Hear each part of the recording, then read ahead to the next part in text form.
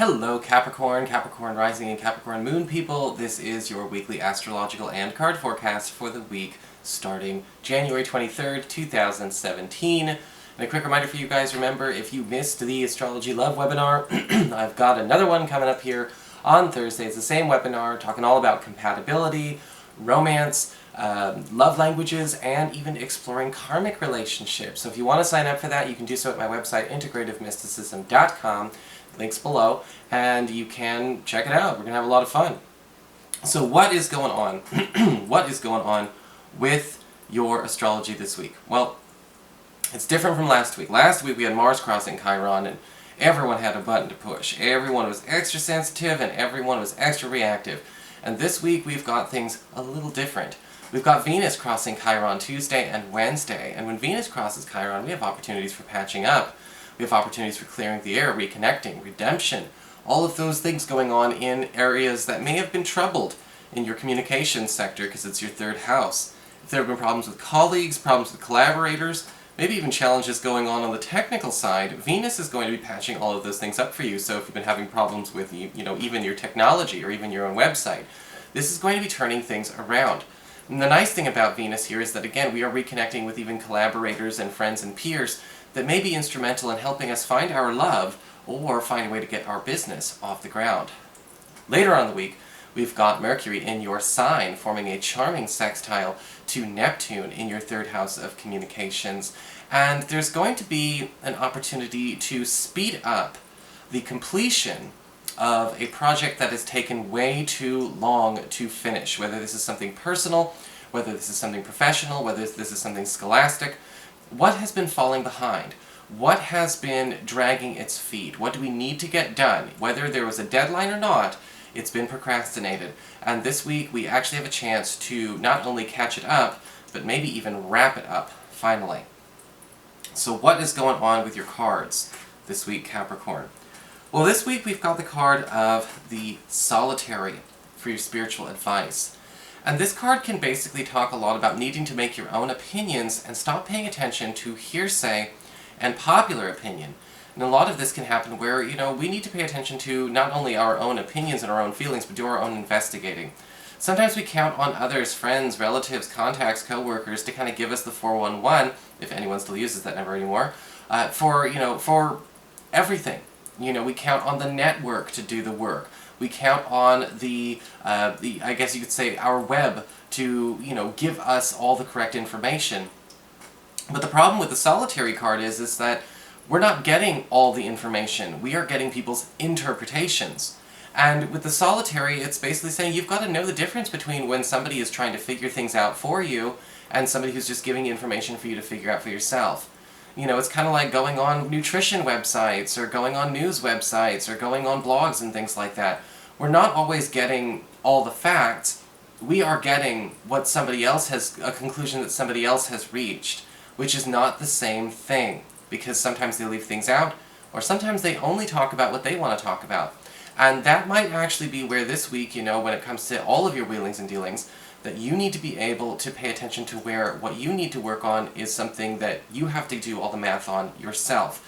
Be careful again, you might not be getting all the information, you may just be getting somebody else's answers. For your Earth sector, when it comes to your work and finances, we do have the Seven of Swords reversed. Beautiful card to be getting reversed because the Seven of Swords reversed talks about a boomerang effect happening when it comes to your money and your work life.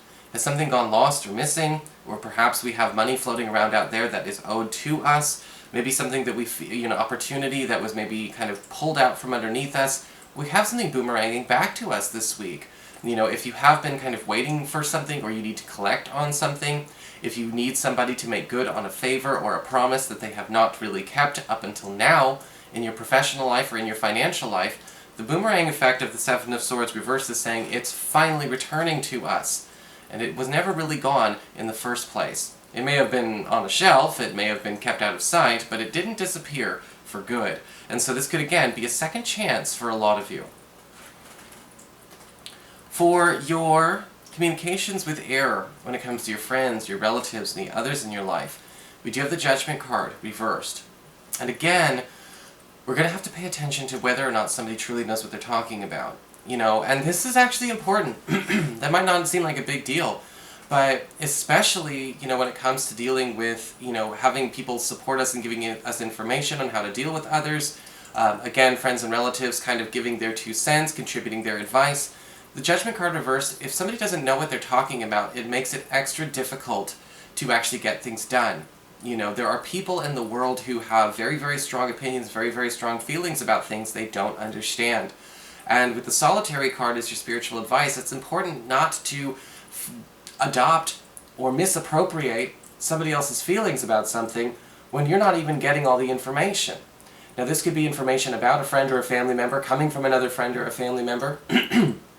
This could be somebody jumping to a conclusion about something that you are doing that they don't understand, or something that they are doing that they don't understand, because some people take stances on things when they don't have any information at all. They're just kind of going with, again, emotional reactiveness. And so this week, I think that it's important to pay attention to the Judgment card reverse, because it could indicate a situation where we have to correct somebody before they burn themselves. They gotta check themselves before they wreck themselves. And you might be a good friend and a good relative and decide to inform them. Even though some people don't want to learn. I mean, God, even when it comes to doing this stuff, I always try and make it educational, and some people don't want to learn. You know, so...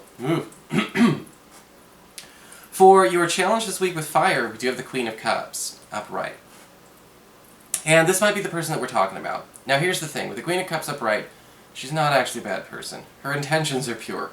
You know, and bless her, you know, her energy is all about trying to make things right, make good decisions, make healthy relationships.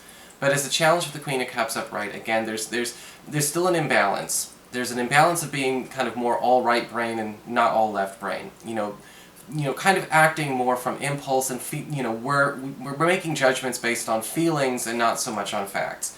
And with the Queen of Cups, this could show up as a friend or a relative, a water sign, a Cancer, a Pisces, or a Scorpio, who's trying to make things better acting this way, but she's actually making things worse.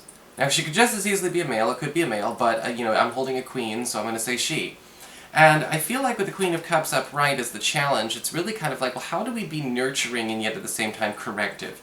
How do we fix the situation without hurting anyone's feelings, and perhaps actually educating this person on how to conduct themselves in a way that's a bit more intelligent?